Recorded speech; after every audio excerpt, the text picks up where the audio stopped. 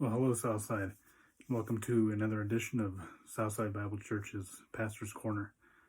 This morning I wanted to talk to you about contentment. Something that, quite frankly, we're just not very good at in our civilization, are we? We're about instant gratification, satisfaction. There's always more. We want more. We need more. We think we need more. Just look at the store shelves and the empty shelves of toilet paper and things like that. We get into a situation and we think we have to have just a little bit more. It's what Norman Rockefeller had said. They asked him how much money that he needed, and he said just a little bit more. He was one of the wealthiest individuals at the time. So I want to talk about contentment, especially in a time like this when it's so easy to be discontent. And again, like I said, I want to talk about it because, quite frankly, we're just not very good at it. And I think that stems from a couple of reasons. And I'll get to those passages here in a second. But as we find ourselves still in self-isolation, and the days that are wearing, they seem to get longer, and there's nowhere to go, and things are getting harder. We're hearing of even people in our own congregation who are suffering. We think of Jeannie, who went on to glory from this virus, and we think to ourselves, how could this happen? How can I be content in a situation like this? So I wanted to bring to your mind three passages this morning. The first one is 2 Corinthians 12:10. I have them up here on my screen. It says this, this is Paul, it says, "My grace is sufficient for you. My power is made perfect in weakness. For the sake of Christ, then, I am content with weakness, insults, hardships, persecutions, and calamities. For when I am weak, then I am strong." And so how can Paul say this? How can he be content when he's weak, when he's being insulted, when persecution comes, when calamity comes? And that's definitely what we're in right now, is a calamity, whether it be economical, whether it be financial, or whether it be medical. Things just aren't the same as they were, and they may never be that way again. And so we need to prepare our hearts to be content. And so when Paul writes this, when he says that, "My grace is sufficient for you, my power is made perfect in weakness," he's saying what the Lord had told him. For the sake of Christ, then, he is content with these things. And why? Because when you come to the end of yourself, that's when you have Christ. When all these other creature comforts are taken away, when you don't have the things you rely on for your steadfastness anymore, when things change so dramatically all the way around you, and the storms of life are whipping up in your face, that's when you're weak. And when you're weak, you have no strength. And when you have no strength, you need to rely on someone else's strength. And of course, that strength that we have is Jesus, isn't it? So Paul knew that he was content with all of these things, because when he was weak, he was strong. And how was he strong? Well, he was strong in the Lord. It was grace that he had been given to be content, no matter what befell him. And as we go through these other two passages here at the end, I'll put them together and tell you about the remarkable thing regarding these passages that I find as they're written by one man. Next, I want to go to 1 Timothy 6:6. He says this, he writes, "But godliness with contentment is great gain. For we brought nothing into the world, and we cannot take anything out of the world." And so here Paul is writing that godliness, for sure, with contentment is great gain. But notice how they go together, godliness with contentment. It's not godliness with discontent, or a discontent heart, because then that truly wouldn't be contentment. And it wouldn't be godliness, quite frankly. It's godliness with contentment. We have the opportunity now to show our friends, our neighbors, our families, our coworkers, that we can be content, even in the place that God has us. There's a lot of people who are upset, a lot of people who are complaining about the government, about what's happening. Is it real? Is it a hoax? Is it a cover-up? What is it? And yet, Paul says with godliness, with contentment is great gain. So those two go hand in hand. If you want to be content and be a follower of Christ, then you have to have a measure of godliness. And to have that measure of godliness, then you have to have it with contentment, because that's what really settles the heart. He says that it's great gain. And why? Because he brought nothing into the world. So if you brought nothing into the world, what have you lost? Only the things you've gained here. But Paul then answers that, and he says, we cannot take anything out of the world. And so what do you leave with? We leave with exactly what you brought into it, which is nothing. except for the fact that when he says we can't take anything out of the world, what we can take out of the world, out of this earthly life, is what was given to us otherworldly. So we take out of this world what was given to us otherworldly. That, of course, is the Spirit. It's faith. It's Christ. That's what we get to take out of this world. And so realizing that, he says that godliness with contentment is great gain. So he didn't bring anything into the world. He's not going to be able to take anything out of the world. But what he has gained is godliness. And he's gained that godliness from an alien righteousness that has come, that I talked about last time. And he's been given that. He's been given faith. And so he's content with that. And finally, I want to bring up this passage I think we're all familiar with. And I think we read this passage, and we know this passage, and we like to put it out there as a Christian mantra, but when it comes to a situation like we're in now, that's when the rubber really meets the road, doesn't it? This is Philippians 4, and I'm sure you're familiar with this. He writes this: "For I have learned in whatever situation I am to be content. I know how to be brought low, and I know how to abound. In any and every circumstance, I have learned the secret of facing plenty and hunger, abundance and need. I can do all things through him who strengthens me." Now, my first thought about this passage is that we take that last verse, or so many people do anyway, out of context. I can do all things through him who strengthens me. But there's a context to this passage, and that's what we do here at Southside, right? Is we learn context. We learn what goes along with that verse. It's not just in isolation. It's not you can do all things through Christ who can strengthen me. I wouldn't say necessarily that I could dunk a basketball as much as I would like to, unless you lower the hoop to about 5 feet. Maybe I can get it then, if I had a 2-foot vertical jump.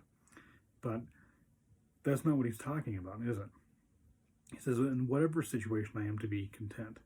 So it's very easy to talk about this particular passage when things are going well and things are easy, and we're not locked in our homes, and there's plenty of toilet paper on the shelves, and we can go to a restaurant, sit down, have a meal, and we can hug our friends and family. That's very easy to be content then.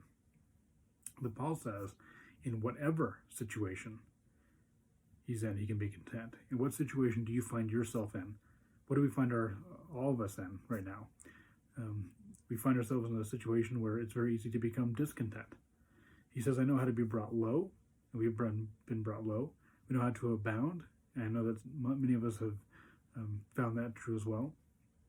In any and every circumstance, even this one, and that's what I want to get across this morning. Even this situation right now that we're in, even being isolated in our homes, even when we think that the government is overstepping their bounds, or we think that we should obey the government, or whatever it is, whatever side that you take, Paul says that in any and every circumstance, he has learned to be content. In fact, he uses the word secret. I have learned the secret of facing plenty and hunger, abundance and need. And so what is the secret? How can he say this? Well, I'm going to give you the Sunday school answer. The answer is Jesus. The answer is Christ. That's the secret. Because when he has plenty, he has Christ on top of it. And when he's in hunger, he has Christ to fulfill him. When he has abundance, he has even that much more with Christ. And when he's in need, he has Christ, and that's enough. And that's what he's getting at. He says he can do all things through him who strengthens me, especially here to be content. And that's how he's content in this situation, is that he has Christ. And so it doesn't matter what situation he's in. It doesn't matter if people are listening to him when he's preaching the gospel. It doesn't matter if he's being insulted when he's preaching the gospel. It doesn't matter if he's been beaten for preaching the gospel. It doesn't matter if he's received well for preaching the gospel. He has learned the secret to be content, because in every single circumstance, in every single situation that he encountered, he had Christ. It was trust. It was trust in Christ, and that was the secret. That's how he could be content. And that's what I want to get across to you, is we can be content even in these situations that can be so irritating and so frightening and so scary and so bring about so much anxiety or even anger or frustration or worry or whatever it is. In every situation, Paul says, he has learned to be content in whatever situation that he is in. So again, it's easy to say that we're content when the situation is made for us, when it's easy, when we think that we have what we need. It's much harder to be content when we're sitting in our homes for weeks on end, not knowing really when this could be lifted. But I want to point out something else here. When I say that we need to be content in our situation and accept the situation that God has put us in, And we really should do that. We need to be content in this situation just like we are when we're able to meet together. I'm not saying that we just give in to everything that we're okay with not meeting as a body, for instance. I miss you guys. I miss seeing so many of your faces at the church. Doing it virtually just isn't the same thing. And yet, so that's not what I'm saying. I'm not saying that we should just give in and be okay with everything that, the way that things are. What I am saying is that we can be content. And so what we need to do, to be content, is to think about what Paul thought about, which is Christ. So when I say that we be content in this situation, again, I'm not saying we just be a pushover. I'm not saying that we just be happy that we can't see each other in a building, but that what we have been given with grace and mercy in Christ, that's how we can be content. Knowing that, again, God is in control of all of this. I don't think any of us doubt that, but He is. He's in control of the entire situation. And so if we think about that, the fact that the Lord who saved us and has given us a new heart, along with that new heart, He can bring contentment. So that even in a situation where I'm sitting here in my city working from home, and we can't get out of our house except for the bare minimum things, that we can be content. Not okay, and not just give up and say, I guess it is the way it is, so be it. That's not what contentment is. It's not a giving up oneself to just, well, I can't do anything about it, so I guess I better be happy. Now, contentment is knowing that even if I'm here, I have Christ. If I'm out there, I have Christ. If I'm surrounded with people I love, I have Christ. If I'm sitting at home alone, which I know some of you are, then you have Christ. That's how you be content. And so here's the thing I wanted to point out about all three of these passages. There's a couple other things I could have talked about, but I brought these three things up specifically for one reason. Paul wrote them all.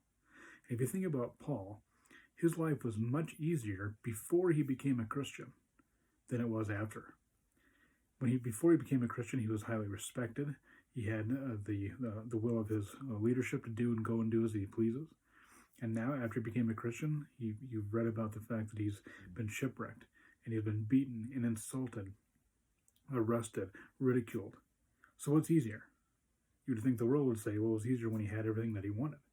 And Paul says he's content now because his life is so much better because he has Christ now. And that's his point. So with godliness, we can be content. We can learn that in every situation we're in, whether we think what's going on is fair or not, we can be content. Not give up, not just be pushovers, but be content. And I'm going to read a Spurgeon quote to you because it's me and I have to read a Spurgeon quote to you. This is what Spurgeon says about contentment. He says this, "Now contentment is one of the flowers of heaven, and if we would have it, it must be cultivated. It will not grow in us by nature." He means the old nature. "It is the new nature alone that can produce it.